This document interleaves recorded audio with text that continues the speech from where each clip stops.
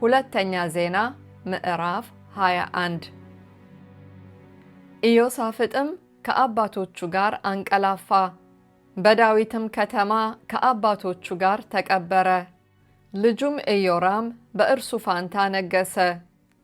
ለእርሱም የኢዮሳፍጥ ልጆች አዛርያስ፣ ይሂኤል፣ ዘካርያስ፣ ኤዛርያስ፣ ሚካኤል፣ ሰፋጥያስ የሚባሉ ወንድሞች ነበሩት። እነዚህ ሁሉ የይሁዳ ንጉሥ የኢዮሳፍጥ ልጆች ነበሩ። አባታቸውም ብዙ ስጦታ፣ ብርና ወርቅ፣ የከበረም ዕቃ፣ በይሁዳም የተመሸጉትን ከተሞች ሰጣቸው። መንግስቱን ግን የበኩር ልጁ ስለሆነ ለኢዮራም ሰጠ። ኢዮራምም በአባቱ መንግስት ላይ ተነስቶ በጸና ጊዜ ወንድሞቹን ሁሉ ሌሎችንም የእስራኤልን መሳፍንት በሰይፍ ገደለ። ኢዮራምም መንገስ በጀመረ ጊዜ የ32 ዓመት ጎልማሳ ነበረ። በኢየሩሳሌምም 8 ዓመት ነገሰ። የአክዓብንም ልጅ አግብቶ ነበርና የአክዓብ ቤት እንዳደረገ በእስራኤል ነገስታት መንገድ ሄደ፣ በእግዚአብሔርም ፊት ክፉ አደረገ። ነገር ግን ከዳዊት ጋር ስላደረገው ቃል ኪዳን ለእርሱና ለልጆቹም በዘመናት ሁሉ መብራት ይሰጠው ዘንድ ስለሰጠው ተስፋ እግዚአብሔር የዳዊትን ቤት ያጠፋ ዘንድ አልወደደም። በእርሱም ዘመን ኤዶምያስ በይሁዳ ላይ አመፀ፣ ለራሱም ንጉሥ አነገሰ። ኢዮራምም ከአለቆቹና ከሰረገሎቹ ሁሉ ጋር ተሻገረ።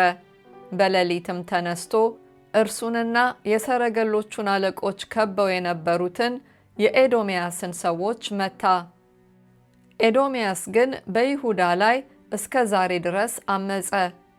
በዚያንም ዘመን ልብና ደግሞ በእርሱ ላይ አመፀ፣ የአባቶቹን አምላክ እግዚአብሔርን ትቶ ነበርና።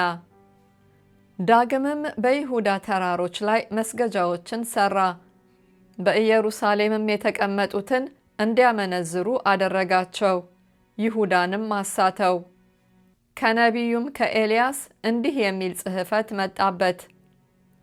የአባትህ የዳዊት አምላክ እግዚአብሔር እንዲህ ይላል፣ በአባትህ በኢዮሳፍጥ መንገድ በይሁዳም ንጉሥ በአሳ መንገድ አልሄድህምና በእስራኤል ነገሥታት መንገድ ግን ሄደሃልና የአክዓብም ቤት እንዳደረገ ይሁዳንና በኢየሩሳሌም የሚኖሩትን እንዲያመነዝሩ አድርገሃልና ከአንተም የሚሻሉትን የአባትህን ቤት ወንድሞችህን ገድለሃልና እነሆ እግዚአብሔር ሕዝብህንና ልጆችህን ሚስቶችህንም ያለህንም ሁሉ በታላቅ መቅሰፍት ይቀስፋል።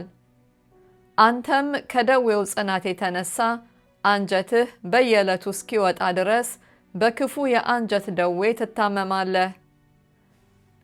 እግዚአብሔርም የፍልስጤማውያንና በኢትዮጵያውያን አጠገብ የሚኖሩትን የአረባውያንን መንፈስ በኢዮራም ላይ አስነሳ። ወደ ይሁዳም ወጡ፣ አፈረሷትም።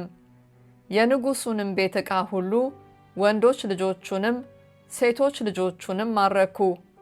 ከታናሹም ልጅ ከአካዝያስ በቀር ልጅ አልቀረለትም። ከዚህም ሁሉ በኋላ እግዚአብሔር በማይፈወስ ደዌ አንጀቱን ቀሰፈው። ከቀንም ወደ ቀን እንዲህ ሆነ። ከ2 ዓመት በኋላ ከደዌው ጽናት የተነሳ አንጀቱ ወጣ፣ በክፉም ደዌ ሞተ። ሕዝቡም ለአባቶቹ ያደርገው እንደነበረ ለእርሱ የመቃብር ወግ አላደረገም። መንገስ በጀመረ ጊዜ የ32 ዓመት ጎልማሳ ነበረ። በኢየሩሳሌምም 8 ዓመት ነገሰ።